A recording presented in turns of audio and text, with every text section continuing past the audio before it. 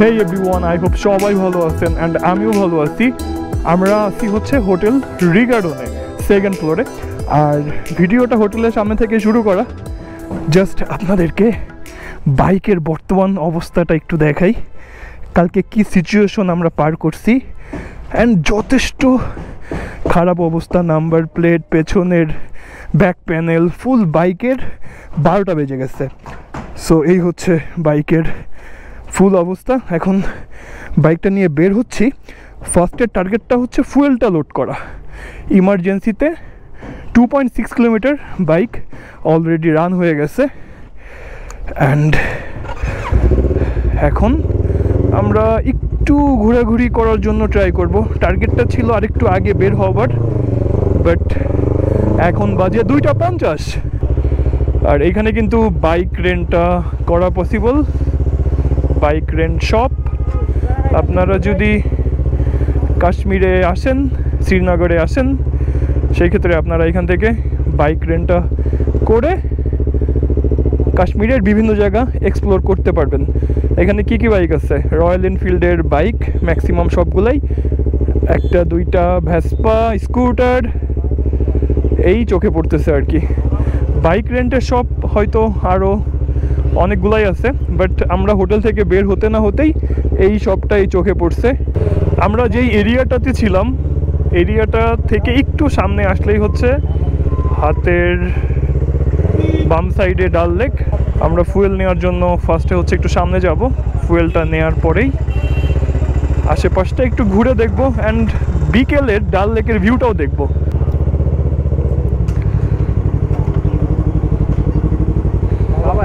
পাওয়ার, হ্যাঁ, 1000।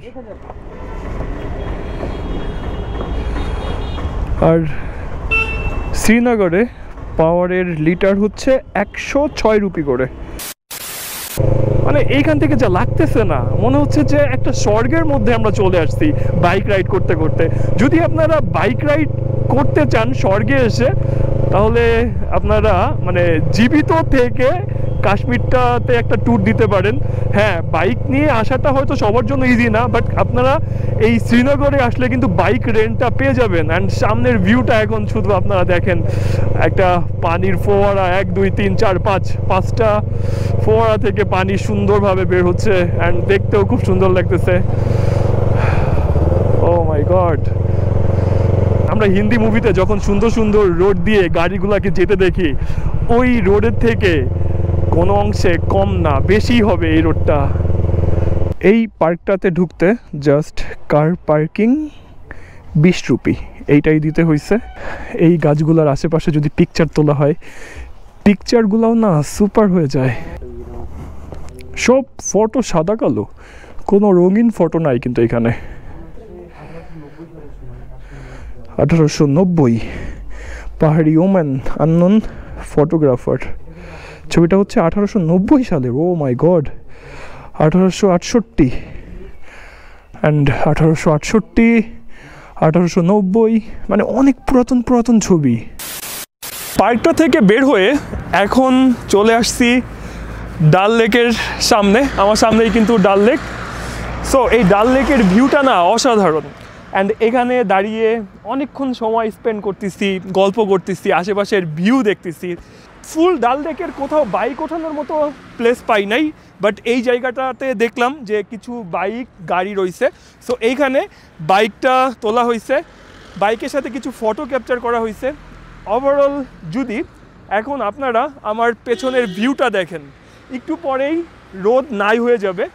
এখন হালকা হালকা একটু বোঝা যাচ্ছে অ্যান্ড কুয়াশা কুয়াশা একটা ফিল। এই ভিডিওটা আবার আগামী কাল থেকে শুরু হচ্ছে। The next day. Good morning everyone, good morning from Srinagar. আজকে আমরা শ্রীনগর থেকে বের হয়ে যাব, তবে হোটেলের সামনে স্পেশাল একটা বাইক দেখলাম, যে বাইকটার সাথে ম্যাচিং করে স্পিডির অলরাউন্ডার উইন্ড ব্রেকারটি পরে নিচ্ছি। সো বাইকটা হচ্ছে রয়্যাল এনফিল্ডের হান্টার। উইন্ড ব্রেকারটা বেশ প্রিমিয়াম কোয়ালিটির একটা উইন্ড ব্রেকার। যদি আপনারা এই উইন্ড ব্রেকারটি কালেক্ট করতে চান, kors.com.bd থেকে কালেক্ট করতে পারেন অ্যান্ড এটার প্রাইস হচ্ছে 999 টাকা। আর আমাদের আজকের যে কাহিনীটা, ওইটা আপনাদেরকে একটু শেয়ার করি। এখানে কিন্তু রয়্যাল এনফিল্ডের আরও একটা বাইক, এটা আই থিঙ্ক ক্লাসিক 350, দেখি নাই ঠিক মতো। অ্যান্ড আমাদের যে দুইটা বাইক, এই বাইকটা হয়তো বাংলাদেশের মার্কেটে আমরা আপাতত দেখবো না। এটা রয়্যাল এনফিল্ডের হিমালয়ান 410 সিসির বাইক, কারণ আমরা পারমিশন পাইছি 375 সিসির বাইক। সো এই হচ্ছে আমার ইয়ামাহা R3, সুপার মজা দিচ্ছে বাইকটা আমাকে। সত্যি কথা বলতে একটু আগে একটা ক্যানে করে একটু পানি এনে বাইকটাতে হালকা একটু ওয়াশ করার জন্য ট্রাই করছি, বাট এর ফলে আরও ব্যাপার কি হয়েছে, একটু কাদা কাদা হয়ে গেছে। তো এখন রাইডটা শুরু হতে যাচ্ছে ইয়ামাহা R3-র সাথে। এইখানে একটা চেকপোস্ট ছিল, চেকপোস্টে অনেকটা টাইমই হয়তো আটকিয়ে রাখা হয়েছিল। অ্যান্ড সিটির মধ্যে আমরা পুলিশ চেকপোস্ট পাইছি আরও দুইটা, যেই চেকপোস্ট থেকে জাস্ট আমাদেরকে দাঁড় করানো হয়েছে। আমরা শুধু ইন্টারন্যাশনাল ড্রাইভিং লাইসেন্সটা বের করতে না করতেই ছেড়ে দিচ্ছে, মানে বুঝতে পারছে যে আমরা ফুল সেট আপেই আসছি, আর বাংলাদেশি ইন্টারন্যাশনাল ড্রাইভিং লাইসেন্স হয়তো ওনারা এর আগেও দেখছেন, এই জন্য আমাদেরকে আর কিছু জিজ্ঞেস না করে বলছেন যাও। তো কাশ্মীরের যেই মানুষজনগুলা থাকেন বা আমরা যেই হোটেলটা রেন্ট করি, হোটেলটার রেন্ট কিন্তু খুব একটা বেশি ছিল না, পার ডে 1500 রুপি। আর এই 1500 রুপির মধ্যে আমরা কিন্তু রুম হিটারটাও পাইছি, ওভারঅল সার্ভিসটাও ভালো পাইছি। অ্যান্ড ওনাদের ব্যবহার ছিল 100-এ 100। National highway authority of India, এই টোল গেটটাতেও কিন্তু বাইকের জন্য কোনো টোল দিতে হচ্ছে না। এই ব্যাপারটাই ইন্ডিয়াতে সব থেকে ভালো লাগে, যে বাইকার বান্ধব বা বাইকের জন্য কোনো রকমের কোনো টোল নাই। যেতে যেতে হঠাৎ করে একটা আপেল বাগান চোখে পড়ে গেল, অ্যান্ড ওনারা ইশারা করলেন দাঁড়ানোর জন্য। তো আপেল বাগানের মধ্যে একটু ঢোকার জন্য ট্রাই করব। हेलो ब्रदर, একটু আন্দার মে যা বাইক নে। ওকে, আমি যেটা চাই অ্যান্ড সেইটা হচ্ছে বাইক নিয়ে এক ভিডিও জাস্ট। ওকে, হো আপেল বাগানে ফার্স্ট টাইম বাইক নিয়েই ঢুকে পড়ছি। অ্যাকচুয়ালি বাইক নিয়ে আমার সব জায়গাতে যেতে ভালো লাগে, তো আপেল বাগান কেন নয়, যেহেতু চোখে পড়ে গেল। যদিও আপেল বাগানের আপেল কিন্তু খুব একটা দেখা যাচ্ছে না। আচ্ছা, বাইকটা এখানে রেখেই আপনাদেরকে শো করার জন্য ট্রাই করব। ফার্স্টে যে ব্যাপারটা শো করব সেটা হচ্ছে রোডের পাশে এখানে কয়েক রকমের আপেল রাখা, অ্যান্ড এরপরে চলেন দেখি গাছে কিভাবে ধরে গেছে, এইটা আপনাদেরকে শো করা যাক। ব্যাপারটা কি জানেন আপনারা, এখন হচ্ছে আপেলের টাইম শেষ, আর এখন যেই আপেলগুলা গাছে দেখতেছেন এগুলো হচ্ছে দড়ি দিয়ে ঝোলানো। এই সিয়াম, সবগুলা ঝুলানো না, এদিকে আসো। ওই যে ওইগুলা রিয়েল, এই লালগুলা রিয়েল, তাই না? একটু মজা পাইছি আর কি। যদি আপনাদেরকে এইখানে শো করি, তো এখানে হচ্ছে এই যে এগুলা কিন্তু ঝোলানো দড়ি দিয়ে, বাট কিছু কিছু আপেল আছে যেগুলো রিয়েলি হচ্ছে ধরে আছে গাছে।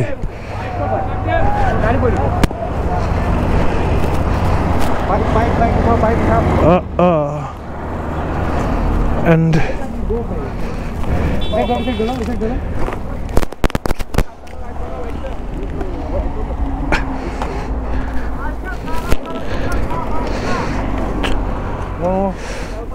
ছোট্ট একটা थोड़ा नीचे पत्थर लगा कुछ বাস খেয়ে গেছি। उधर से हटा भाई, उधर लगा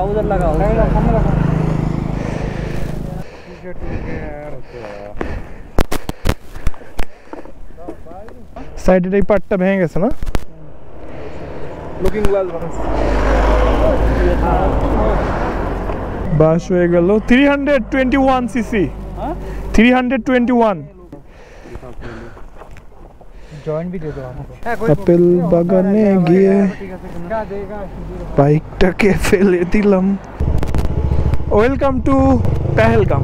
পেহেলগামে আসছি একটু সময় আগে, আর পেহেলগামে আসছি ভাঙা লুকিং গ্লাস নিয়ে। যদিও একটু আগে ট্রাই করা হয়েছে গ্লু দিয়ে এটাকে সেট করার জন্য, বাট এটা সেট হয় নাই, দেন ওইটাকে ফেলে দিছি। সাইডের যে পার্টটা, ওই পার্টটাও ফেলে দিছি, ওইটাও সেট হচ্ছে না। তো এই দুইটা পার্টের জন্য আমাকে হয়তো এক্সট্রা কিছু টাকা গুনতে হবে, আর এই দুইটা পার্ট সেট করব দিল্লিতে গিয়েই, কারণ এর আগে কোথাও সার্ভিসিং সেন্টার হয়তো ওইভাবে মিলাতে পারবো না। আর রোডের সাইডে এই লুকিং গ্লাস বা সাইডের পার্টটা কিনতে পারবো কিনা এইটা আমি শিওর না। তবে পেহেলগামে আমরা যেহেতু বিকেল বিকেল সন্ধে টাইমে আসলাম, এইখানে আমরা তেমন কিছু দেখতে পারবো না। আবার কালকে সকালে আমাদেরকে উঠে রওনা দিতে হবে, তো ওদেরকে আমি হয়তো শেয়ার করব যে চলো আমরা এখনই একটু এগিয়ে থাকি। তো যদি রাজি হয় তাহলে পেহেলগাম থেকে আমরা হয়তো উদমপুরের দিকে গিয়ে থাকবো। অ্যান্ড যখন বাচ্চাদেরকে দেখতেছি তারা খুব সুন্দরভাবে বাই দিচ্ছে, আর যখন আমি এই এক্সজস্টটা একটু ফাটাচ্ছি তখন ওরা মজা পাচ্ছে। ওহো, ওরা সুপার মজা পাচ্ছে। আর এখনকার রোডের ভিউ দেখছেন আপনারা, সুন্দর, কিন্তু ধূসর না হয়ে যদি একটু সবুজ হতো তাহলে আর একটু বেটার লাগতো। এই টাইমটাতে ধূসর থাকবে, এইটাই স্বাভাবিক ব্যাপার। এইখানে সুন্দর একটা ব্রিজ, ডিফারেন্ট। আর আমরা হাতের বামে যাব, আর এখানে একটা চেক পোস্ট। আর পেহেলগামের মজাটাই কিন্তু ঘোড়াতে চড়ে তারপরে ঘুরে বেড়ানো। এই হচ্ছে অনেকগুলা ঘোড়া। Welcome to Pahalgam. ফাইনালি পেহেলগামের যে গেটটা, এই গেটটা দিয়ে এখন ইন করা হবে। অনেক ঘোড়া দেখা যাচ্ছে এখানে। এইখানে অনেক পর্যটককেই দেখা যাচ্ছে, সবাই নিচে নেমে পাথর বা পানির সাথে ফটো ক্যাপচার করতেছে। জায়গাটা কিন্তু সুন্দর। A few moments later. তো আপনাদেরকে বলা হয়েছিল যে প্ল্যানে পরিবর্তন আসতে পারে, আর প্ল্যানে পরিবর্তন। আমরা পেহেলগামে একটু ঘোরাঘুরি করলাম, ঠান্ডার প্রেশারটা বুঝতে পারতেছি। টার্গেট হচ্ছে উদমপুরে গিয়ে রাতে থাকা, যেহেতু হাতে সময়টা একটু কম। তবে পেহেলগামের অপরূপ সৌন্দর্য আমার কাছে যথেষ্ট ভালো লাগছে। 1-2 দিন এখানে থেকে স্টে করতে পারলে হয়তো আরও সুন্দরভাবে এক্সপ্লোর করা যেত। তেমন কিছু হয়তো আপনাদেরকে দেখাতে পারবো না, তবে এই যেই জায়গাটাতে আছি, এই জায়গাটাতে অনেকেই নামছে, ফটো ক্যাপচার করতেছে, আমরাও ফটো ক্যাপচার করছি, অ্যান্ড ভালো লাগতেছে। তবে আমার কাছে যে ব্যাপারটা ফিল হয়েছে, এখনকার পেহেলগামটা টোটালি ধূসর টাইপের। কিছুদিন পরে হয়তো পেহেলগামে বরফ পড়বে, আরও যে ব্যাপারগুলো হয়। তবে বৃষ্টির সিজনে 4-5টা সবুজ থাকে, আমি কিন্তু ভিডিওতে এমনই দেখছি। তো ঠিক আছে, কথা আর না বাড়াই, এখন আবার বাইক রাইডটা শুরু করি। অ্যান্ড কোথায় গিয়ে রাইডটা থামবে বা কোথায় আবার ভিডিও শ্যুটটা শুরু করব, এই ব্যাপারটা আমার ভিডিওর মাধ্যমে আপনারা জানতে পারবেন। তাহলে চলেন রাইডটা শুরু করা যাক।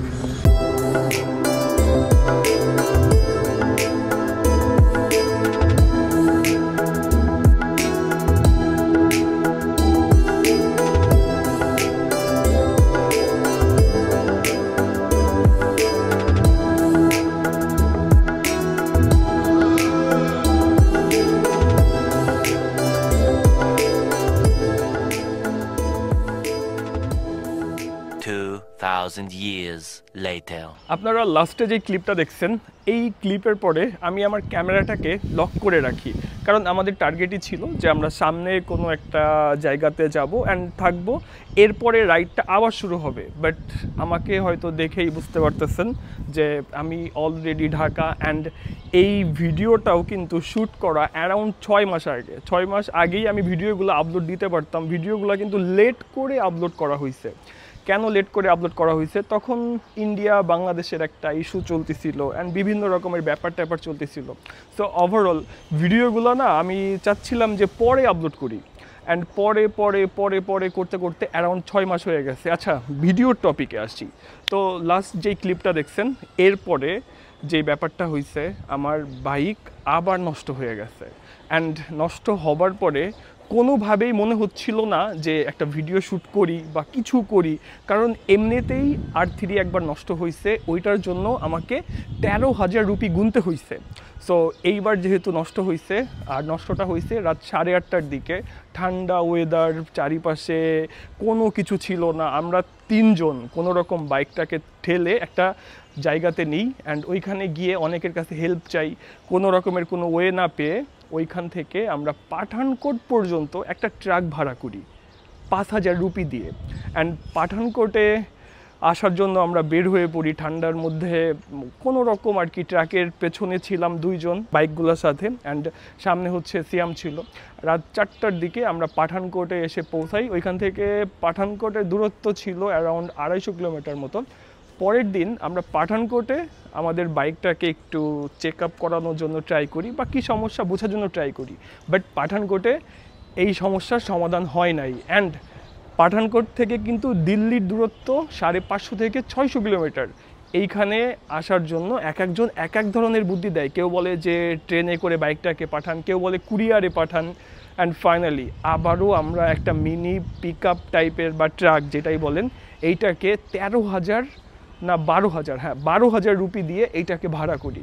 সো আপনারা একটু হিসাব করে দেখেন যে আমার বাইক এমনিতেই পড়ে গিয়ে সাইডের লুকিং গ্লাসটা ভাঙছে অ্যান্ড সাইডের পার্ট ভাঙছে। অ্যান্ড এরপরে উদমপুর থেকে হচ্ছে পাঠানকোট পর্যন্ত 5,000 রুপি দিয়ে আনি, পাঠানকোট থেকে দিল্লি পর্যন্ত আনি হচ্ছে 12,000 রুপি। এমনিতেই মনটা কিন্তু খারাপ হবার কথা, কারণ বাইক একবার না 2বার নষ্ট হয়েছে। সারচু থেকে নষ্ট হবার পরে আমরা ছোট একটা মিনি পিক আপে করে লাদাখ পর্যন্ত আনি। এটার জন্য খরচ হয়েছিল তখন 13,000 রুপি। আমাদের কিন্তু বাইক রাইড বা এক্সপ্লোরটাও করা হয় নাই, অ্যান্ড হয়তো আমরা ঠান্ডার হাত থেকে বেঁচে যাই ওই সিচুয়েশনে। বাট আমরা যখন উদমপুর থেকে পাঠানকোটের উদ্দেশ্যে রওনা করি, ওই টাইমটাতে অ্যাকচুয়ালি বাইকটা যে এভাবে নষ্ট হয়ে যাবে, বা আমাদের প্ল্যানই ছিল উদমপুরে থাকার, বাট তার আগেই বাইকটা নষ্ট হয়ে গেছে। সো ওইখান থেকে বাইকটা আমরা পাঠানকোট পর্যন্ত আনি, যাই আমাদের 5,000 রুপি, মানে আমার যাই, যেহেতু বাইকটা আমার, সো আমারই যাবে। সো 5,000 রুপির পরে যখন পাঠানকোট থেকে দিল্লির উদ্দেশ্যে রওনা করি, এইখানে যায় 12,000 রুপি। 12 আর 5 হচ্ছে 17 আর 13, টোটাল 30,000 রুপি। আপনারা চিন্তা করেন 30,000 রুপি এটা টাকায় কনভার্ট করলে কত আসতে পারে। বাট এইখানেই কাহিনী শেষ না। আর পাঠানকোট থেকে আমি একাই ওই যে পিক আপে যেই ড্রাইভার বা মিনি ট্রাকে যে ড্রাইভার ছিল তার সাথে আসছি, আর সিয়াম আর লাজু ওরা ওদের মতো হচ্ছে রয়্যাল এনফিল্ডে চলে আসছে। অ্যান্ড আসার পরে আমাকে জরিমানা দিতে হবে, কারণ আমার বাইকটাকে আমি ফেলে দিছিলাম, ফেলে দেওয়ার পরে লুকিং গ্লাস সাইডের পার্টটা নষ্ট হয়েছে। এই জরিমানা বাবদ আমার কাছ থেকে 4-5 হাজার টাকার মতো নেয়। অ্যান্ড বাইকটা যে নষ্ট হয়েছে এই টোটাল যে একটা কস্ট, টোটাল তারা আমার কাছ থেকে হচ্ছে এই নষ্ট প্লাস হচ্ছে সাইডের part, looking glass, total 10,000 rupee নেয়। টোটাল আপনারা হিসাব করেন 40,000 রুপি আমার গায়েব হয়ে গেছে। 40,000 রুপি যদি আপনারা বাংলা টাকায় কনভার্ট করেন, সেটা 55 থেকে 60,000 টাকার মতো আসবে আই থিঙ্ক, হয়তো একটু 19-20 হবে। সো একটা ট্রিপে গেছি, অ্যান্ড ট্রিপটা এইভাবে শেষ হবে আসলে মানে বুঝতেও পারি না। এই ভিডিওর কোনো ইন্টারেস্টও ছিল না, না লাস্ট ওই 2 দিন কোনো ছবি তুলছি, না একটা ভিডিও বানাইছি। মানে আপনারাই বোঝেন যে একটা ট্যুরে গেছেন, হ্যাঁ ট্যুরটা কিন্তু মানে ফুলফিল হয় নাই। ট্যুরটার ক্ষেত্রে অনেক গ্যাপ রয়েছে, ঠান্ডার জন্য আমরা অনেক জায়গাতে যেতে পারি নাই, অনেক প্ল্যানকে আমরা ক্যান্সেল করছি। হাইয়েস্ট মোটরেবল রোডে যেতে পারি নাই, তারপরে হচ্ছে প্যাংগং লেকে যেতে পারি নাই, অ্যান্ড আরও যেই লিস্টে জায়গাগুলো ছিল ঠান্ডার প্রেশারে আমরা এগুলোকে ইগনোর করছি। বাট এই ঠান্ডার প্রেশারে R3 2বার নষ্ট হয়েছে। R3টা একটু ওল্ড মডেলের ছিল, সো এইটাই হয়তো মেন ইস্যু। অ্যান্ড আমি সবসময় একটু স্পোর্টস বাইক বা একটা জায়গায় যাব, সো আমার কাছে একটু এই টাইপের বাইকগুলো ভাল লাগে। বাট এইবার যেই বাইকটা আমি চয়েস করছি, বাইকটা ভালো ছিল, যদি নতুন হতো তাহলে হয়তো এই পেইনগুলো খেতাম না। আমি কিন্তু এর আগেও টিভিএসের RR 310টা নিয়ে রাইডটা করছি। বাইকটা নতুন ছিল, মাত্র 5,000 কিলোমিটার রাইড করা, বাট এই R3টা ছিল অনেক ওল্ড মডেলের, হয়তো আপনারা বুঝতেই পারছেন এটা 18-19-এর মডেল। অ্যান্ড যথেষ্ট খারাপ একটা এক্সপিরিয়েন্স। অ্যান্ড দিল্লিতে আমরা একদিন স্টে করি, স্টে করার পরে আমরা এয়ারে করে বাংলাদেশে চলে আসি। আরও একটা মজার ব্যাপার শেয়ার করি, এইখানে আমার কিছু টাকা সেভ হয়েছে। যাবার টাইমে ঢাকা থেকে দিল্লি গেছি আমি 12,000 টাকা দিয়ে, মানে যেটাকে রুপিতে কনভার্ট না করি 12,000 টাকা খরচ হয়েছে। বাট দিল্লি থেকে যখন ঢাকায় ব্যাক করছি আমার মাত্র খরচ হয়েছে 5,900 টাকা, বাংলা টাকায় 5,900 টাকা। এটার পেছনের কারণও হচ্ছে ইন্ডিয়া বাংলাদেশের যেই সিচুয়েশনগুলো ছিল। সো এই কাহিনিগুলো 6 মাস আগের কাহিনী। এখন আপনাদের সাথে হয়তো এন্ডিং দেওয়ার জন্য ট্রাই করলাম, বা যখন ভিডিওটা নিয়ে বসলাম তখন দেখলাম যে আমার কোনো ফুটেজ নাই, ক্লিপ নাই। অ্যান্ড কেন নাই, তার কারণ হচ্ছে এইগুলাই, যে কোনো ভিডিও করি নাই। অ্যান্ড ভিডিও করার ইন্টারেস্টও কাজ করবে না যখন আপনার বাইক নষ্ট হবে, এটা একটা খারাপ লাগা জিনিস। আর যখন আপনার হাত থেকে শুধু টাকা বের হবে, সো ওইটা কিন্তু আরও একটা ব্যাপার, যে আমার পকেট যে বাজেট ছিল ওই বাজেট চলে গেছে। অ্যাকচুয়ালি সিচুয়েশন বা এই ব্যাপারগুলা আমার সাথে হবে, বা এরকম কোনো কিছু হতে যাবে কোনো একটা ট্যুরে আমার সাথে, এটা লাইফে ফার্স্ট টাইম। হয়তো আমার বাইক হইলে সেই ক্ষেত্রে এই সমস্যা হতো না, আমি বাইকটাকে 100% না হলেও 90% ঠিকঠাক করে রাইডটা শুরু করতাম। বাট এখানে তারা আমাকে বলছে যে বাইকটাকে তারা নাকি চেক আপ করে দিচ্ছে, যদি চেক আপ করে দিত এই সমস্যাগুলো আমার সাথে হতো না। যাই হোক, আর কথা না বলাই, নতুন একটা ট্যুরে বের হব খুব রিসেন্ট, বাংলাদেশের মধ্যেই। অ্যান্ড বাইরের প্ল্যানটা একটু সাইডে রাখি, ওইটা কিছুদিন পরে করব। সো সবার সাথে কথা হচ্ছে নেক্সট ভিডিওতে। সবাই ভালো থাকবেন, সুস্থ থাকবেন। আর এই ছিল আমার লাদাখ ট্রিপের কাহিনী। অ্যান্ড আই থিঙ্ক সবাই বুঝতে পারছেন। অ্যান্ড এই এতদিন পরে ভিডিও আপলোড দেওয়ার কারণও এইগুলো, অনেকেই কমেন্ট করছেন যে কন্টিনিউ কেন ভিডিও আপলোড দিই নাই, শুধু এই ইন্ডিয়া বাংলাদেশের যে এই কাহিনিগুলো ছিল। সো এই ব্যাপারগুলোর জন্য মাঝে ভাবছিলাম যে ভিডিওগুলো আপলোড দিবই না, বাট লাস্ট পার্ট আপলোড হয়ে গেল। তো সবাই ভালো থাকবেন, সুস্থ থাকবেন, টাটা বাই বাই, আল্লাহ হাফেজ।